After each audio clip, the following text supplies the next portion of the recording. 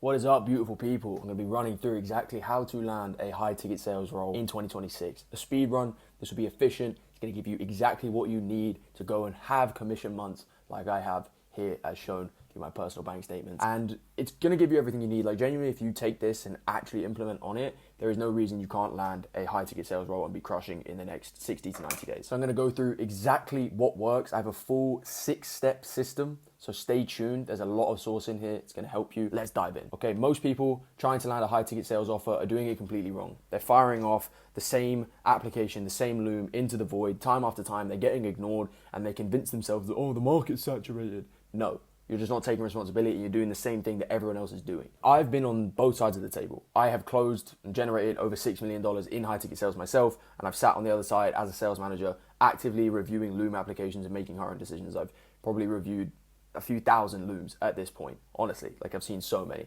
and I know exactly what gets someone hired and what gets someone put in the bin literally within 2 seconds, because it's a very quick decision when you're looking to hire. So we're going to go through how to find the right opportunities, how to actually vet them so you don't waste months and months of your time, how to apply it in a way that makes you impossible to ignore, how to walk into any interview and close the room, and then what you actually need to do, the non-negotiables, step by step in the first 30 days to set yourself up to make serious money on that offer. Now, before we go into the nitty gritty, the ins and outs, the actual step by step, I want to give you this one reframe that changes kind of how all of this lands, right? Landing a high ticket sales role is a sales process. Think of it like that, right? When you're selling someone, when you're actually taking the calls, you're in a sales process. Think of it the same way when you're actually landing a role. You are the product and the offer owner is the prospect or the sales manager. Your job from the first Loom to the interview or whatever it is to sell them on taking the next step. When you're sending out a Loom, you're selling them on getting an interview. When you're on the interview, you're selling them on why they need to hire you. And when you're actually on the sales calls, you're selling the prospect on why they need to buy your specific offer. Most people don't approach it this way. They approach it like a job application. If you want to go work a 9 to 5, then go do this. But this is high ticket sales. This is different. This is essentially a watered down version of entrepreneurship. The best closers, the guys who actually make 20, 30K months, approach it like they're pitching someone. They'll research the offer beforehand. They'll actually understand the business's needs, sometimes more than the business owner even knows. They show up to every touch point with the same conviction as if they were selling a 10K package. And that energy will be felt by the other person. People buy from who they like and people hire who they like, right? If you come off with high energy, high conviction, the chance of you landing a role is way higher. And you have to have that conviction and confidence within yourself before they can go and see it. I'll say it very, very clearly. If you cannot sell yourself in a 60-second Loom, why would any serious offer owner, sales manager running a 7-8 figure business trust you on a 45-minute Zoom call, especially if they're running paid ads? Because every single time they book a call, it's costing them hundreds of dollars. They're not going to. So everything in this video, approach it as a sales process. You are closing the sales manager or the offer owner on you. Step 1 is actually finding the right offers. Now, the first mistake that people make is going on free Facebook groups and job boards and mass posting on like LinkedIn. And I've seen so many people get burnt by doing this because everyone else is doing it, and the amount of offers that sound great and they just completely lie, which we'll get into, and how to actually vet the offers, is a joke. There are some good offers in there. I'm not saying everything's an issue, but again, everyone else is on those channels. You're competing with not only hundreds, but thousands of people with the same visibility. So here's how I'd actually approach landing an offer in 2026. Number 1, offer owners directly on Instagram and YouTube. YouTube's a really underrated and untapped demographic, right? If you go on YouTube and you search up, for example, trading coach, there'll be dozens and dozens of people. They'll have a link to their website or even potentially a career board or whatever that may be. You can go and find their email, find their Twitter, find their other social medias and reach out to them in as many places as you possibly can. So go and find offer owners in niches that you're actually interested in selling in, whether that's fitness, business, mindset, trading, whatever it is. You can usually tell from someone's content if they have, CTAs, right? If they're call to actions, apply for XYZ coaching. If they're VSLs, case studies, testimonials, those are signals that they actually have an offer. Whatever you do not DM them directly and say, are you hiring, right? Genuinely do research into their offer. Reference something specific that couldn't be copy and pasted to 1,000 different people. Keep it concise, and you are way more likely to actually get a response from the offer owner. And if you can, find the offer owner. Who's he following? Do you know someone who's on the offer? Is there a sales manager on there? Go and hit as many people in high up positions as you possibly can. This is a volume game as much as you don't want it to be, especially if you're going just through social media. Source 2, your network and your community. I'm not going to lie, every single offer that has allowed me to make upwards of 20K a month has come from network. Network is your net worth. You've heard it 1,000 million, 100 billion times, yet you're still in a place where you're not making connections. Fix that, right? If you're not in communities, if you're not investing into yourself, then you are shooting yourself in the foot because you're competing against thousands of people who have done that. Because offer owners are going to trust referrals from people that are already on their team over like cold applications because it's higher risk. You have to think, what is the business owner thinking? I want someone who's going to be as low risk as possible, who I can trust to get the result. If you refer someone to something, they are a low risk option. This is, again, one of the most underrated reasons why investing in a mentorship is so important. It's not just about the skill set. It's not just about borrowing the knowledge. You're borrowing the network of the people. And the network will get you in rooms that a cold application never would. I'll give you an example. I had a sales manager say to me the other day, when he looks for people, when he's hiring, this guy runs 7-8 teams doing upwards of 8 figures a year combined.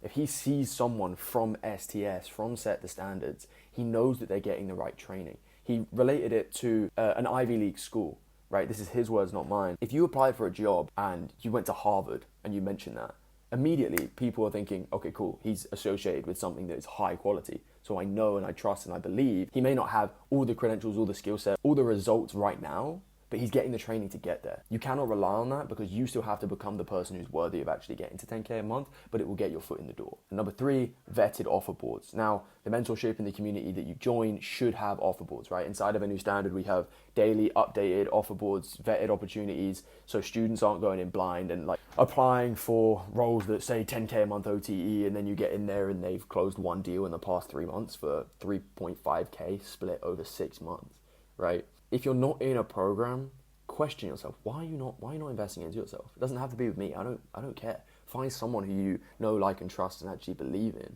and figure out why you're not getting there. I'm going to be super honest, bro. Like, landing an offer through cold is doable, but it's extremely hard.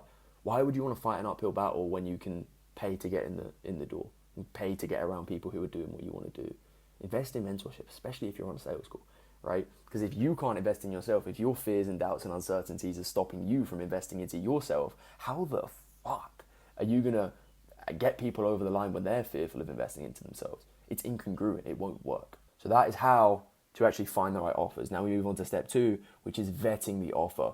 This will legitimately save you months of your life. If you know how to vet an offer properly, it will save you so much time. Because if you end up in the wrong environment, you can literally waste months and months of your time because you think that, oh, I'm just waiting till the ads kick in. I'm just waiting for this. I'm just waiting for that, because you haven't actually vetted the offer properly, and it leads to you feeling discouraged and hating everything, right? Again, I manage sales teams. I've sold on multiple offers, and I can tell you that there are offers out there that will take any closer that they can possibly get and get them to do outbound DMs and follow up with extremely low quality leads and fail to deliver on every promise that they made because they need you more than you need them. That is an immediate red flag. So before you send a single Loom, run the offer through this checklist. Number 1, the numbers. What is the ticket price, right? Do I want to be in the 5 to 20K range with 10% commissions? If so, that's going to be 500 to 2.5K in personal commissions every time I close.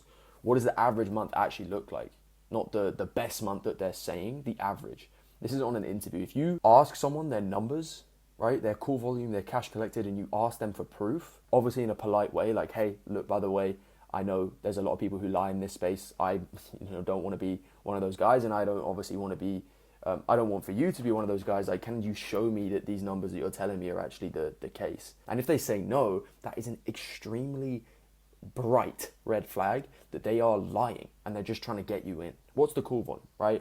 If there's fewer than 20 calls a week, you're not going to build momentum. You're not going to build the skill because that compounds with reps. Now, that's not a hard and fast rule. Again, everything is under interpretation, right? There's going to be different things that apply for different people and different offers. Because if you're getting 20 calls a week, but they're all laydowns on a 20K ticket, then you can make really, really good money. So use your own critical thinking skills. I don't want to teach you just what to do, but how to think. Are the current closers actually making money, right? What does the top closer make? What does the bottom closer make? What's the difference between the two? If there's data there that shows that, the bottom closer's close rate is a hell of a lot lower, figure out why that is, right? Are they not training? Are they not skilled? What do I need to do to become the best? What does the best closer do, and how can I double what he does? And then going on to the offer itself, like, does it actually work? Can I find real Client results, not screenshots of like a dodgy Stripe account, but actual proof that this delivers on what people are buying. Because I have to believe in what I'm selling. I don't know about you, right?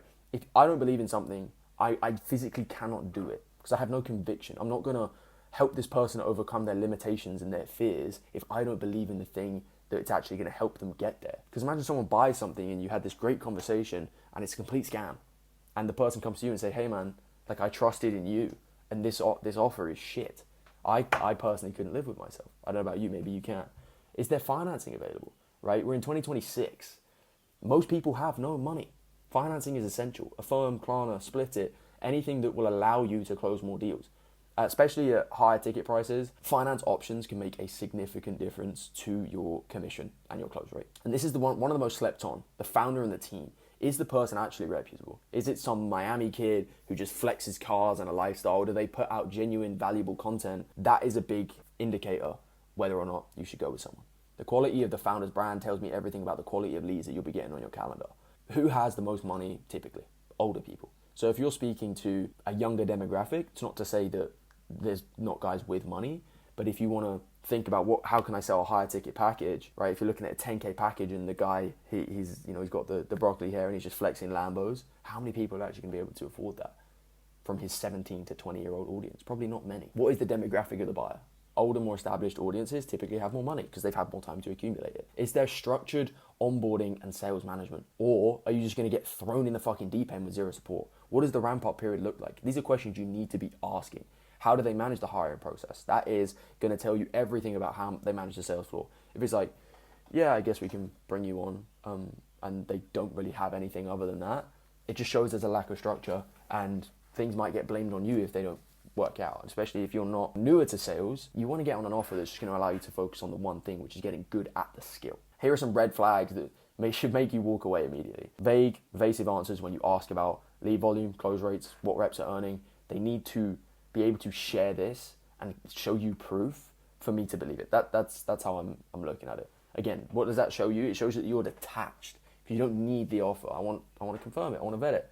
If they're pitching you harder than you're pitching them, again, the best offers don't need to sell you. You need to sell them. There's unrealistic ramp up, right? Oh, you'll be making 20K a month in your first month. Highly doubt that. Unless there is irrefutable proof to back that up, I doubt it. And a high closer turnover. How long does the average closer actually stay? If they're coming in and leaving every month, what is that? Are the expectations unrealistic? Are the leads low quality? Is the offer poor? Or are the closers the issue, right? You can judge based off of the answers that they give you. Number 3, the actual strategy. So I've reviewed a lot of Looms, as I said. The average one is terrible. It's awful. It's not because people don't have potential, but it's because they show up in a way that is completely incongruent. Completely incongruent with what someone who wants to represent a business will actually look like. So here's what the average bad Loom looks like. Poor lighting, bad camera, messy background. They're rambling for 3 minutes when I ask for a 60-second Loom. They copy and paste a Loom with 47 views, recorded 3 months ago. It's been sent to 1,000 different offers. Instantly, I'm not even watching the Loom. If you send me a Loom, and I've spoke to sales managers about this, send a Loom and it's got 30 views, I'm not even watching it because it just indicates that you are lazy and you want it to be easy and, I just think I can do one Loom and send it out. No personalization, no research, no indication that they've even spent 5 minutes. Like it's not crazy amount of time that you have to put in. Again, I don't even watch a lot of these ones. The whole point of the Loom application is to sell the person on watching it, on booking an interview. That's it. You don't have to sell them on hiring you in 60 seconds. You're trying to make them curious enough to want to get onto a call. So just remember that as your North Star when you're sending out Looms. And here's the actual 4-part Loom framework that will get you hired. Part 1, the hook. Treat this like short form content. You want to interrupt. You want to do something that's interesting, that gets the person to look. Now, immediately, a background, good lighting, that's something that will get the interviewer to click on the Loom or even look. If you have the ability to show results, a leaderboard, something that stops them from clicking off immediately, that is extremely, extremely important.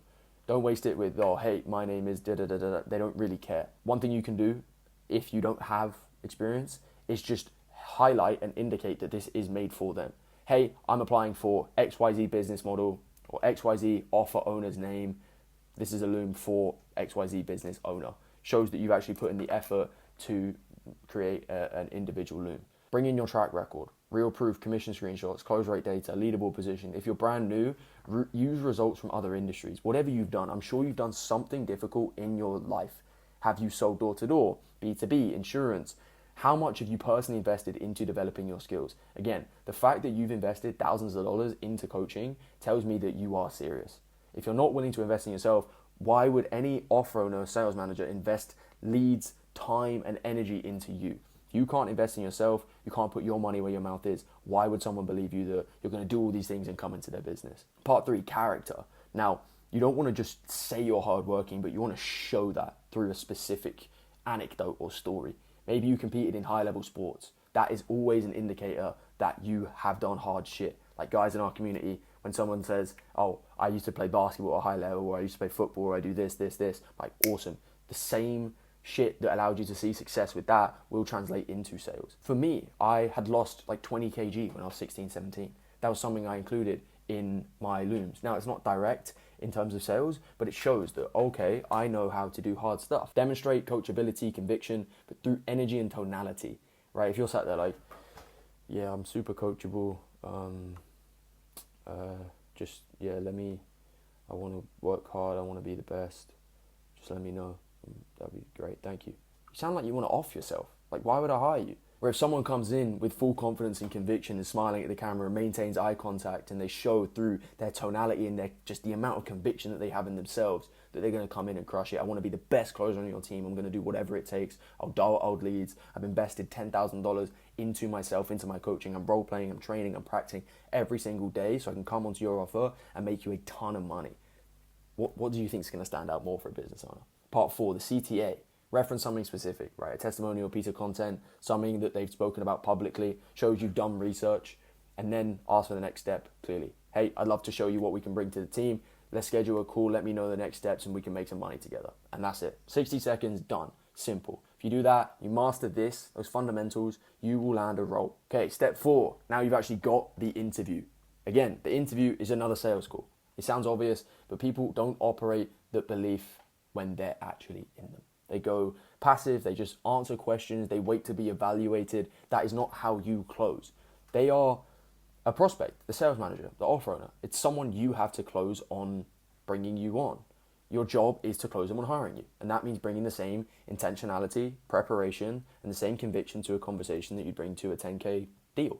Before the interview, right? Research the offer owner before you get on the call. Know the product, the ICP, the ticket price, testimonials. Know it better than the reps on the offer. Shows you've put in the work and you actually care, you actually want this. When you reference a specific detail, it immediately shows that you've done the work and you stand out. Most interviews will get you to role play, right? They want to shit test you live. They want to see how do you handle pressure. Know your framework. If you don't have a framework, go check out one of the other videos on my channel. I'll put it on the screen here somewhere. It's a full framework, how I sell. Just go check that out, full free course. Go master that. Obviously, you should have been doing your mock calls consistently, researched, taken dozens of calls if you're applying for another offer and you've already been on one. This is where the reps actually pay off. This is why you're doing it. Expect to be quizzed on a role play. Expect an objection. Expect something. Failure to prepare is preparing to fail. It's the saying that everyone's heard before, but still people don't do it. But remember that. And actually, during the interview, bring energy and conviction from the first second. How you carry yourself is extremely important. Whether or not I'm judging, can you actually be trusted with my leads? Ask smart questions, not just like, what's the commission rate? How much can I make? Right? Shows it's all about you. Ask about the offer, the ICP, what the top closers do differently. What does the perfect ramp up look like? Show your thinking, someone who wants to be there long term as well. Like, what is long-term success? What are your visions for the future with the company? Where do you want to take it? What does that look like? Because you don't want to be there for 3 months and churn. You want to be there for years. That's the mentality you got to go in with. Number 3, do not freeze. Again, expect a role play. Expect objections. Hold confidence. Have your conviction. Because even if you mess it up, someone sees that you have the conviction and you have the confidence in your ability to go again and not let it phase you. That's a sign that you're going to do the same thing when they bring you on. And number 4, flip the dynamic by the end of the call. Ask, is there anything I said today that would make you hesitant to actually move forward and bring me on? It will reframe everything. Now, they're going to be telling you, right, I need to think about I'm hiring other people. Well, what is it specifically you're looking for? You do the same thing on a sales call, so do the same thing here. You can master those 4, you will land a job very, very quickly. Okay, now your first 30 days. So you've landed the offer. Well done. Good shit. Congrats. Now what? Well, now you got to perform. It's the whole point. It's not about making the most money in the 30 days. You want to become the kind of person who consistently makes serious money, right? There is a difference. So the first week, you want to absorb everything. They should have some form of onboarding material if you vetted the offer properly and you know they're actually good. Actually go through that shit. Internalize it. What works? Who is the ICP? What does a transformation look like for the people buying it? Product knowledge is the most underrated thing in this game. Because if your product knowledge is elite and you truly understand the ICP at a deep level, which isn't just product knowledge, it's more like human psychology, but that will be a make or break on your calls. What is their current situation? What do they want? What's been in the way? If you can get access to closers who are on that offer and crushing, if you can see their calls, go watch as many of those as you possibly can. Again, show up to every onboarding call, every training session, team meeting, camera on, questions ready. These are the basics, but you're just in learning mode. Drop your ego, do as much as you possibly can to show that you're hungry, right? You are still in a position, in a time period where they could fire you, right? You may have heard the phrase hire slow, fire fast.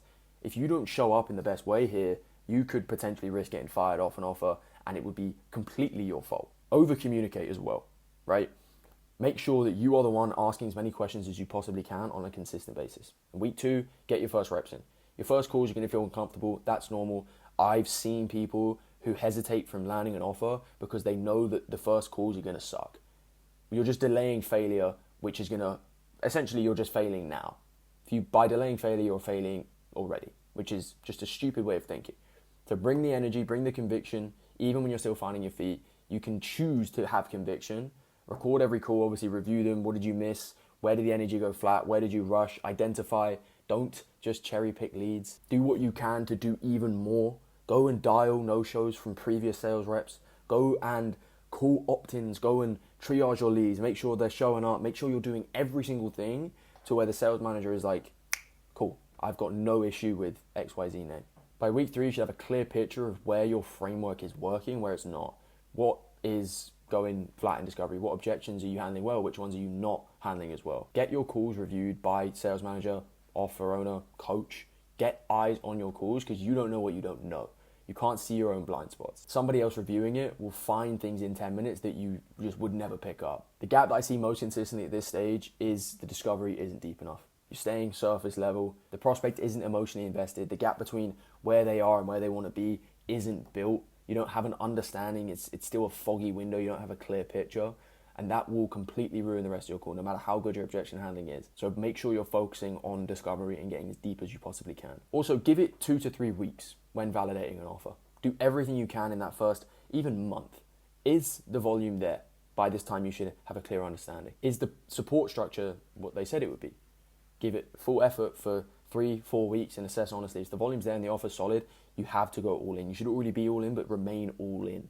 If something's genuinely off, you could even stick on the offer and go and continue to apply and always have your finger on the pulse so you can land something when your offer does slow down if it's genuinely out of your control. Because one bad offer doesn't mean that sales doesn't work, it just means that you need a better seat. This is what Adam did in his first 30 days and why he was able to go from 280 euros a week in Ireland to closing and in his first month making $9,000.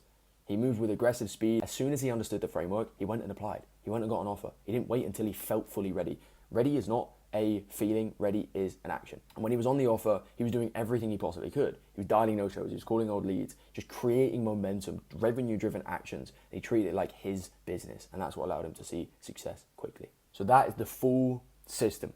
Full speed run, find the right offers, vet them, apply in a way that actually stands out, close on the interview, and show up in your first 30 days as if you're trying to build a career, not just collect a paycheck, because that's what you are.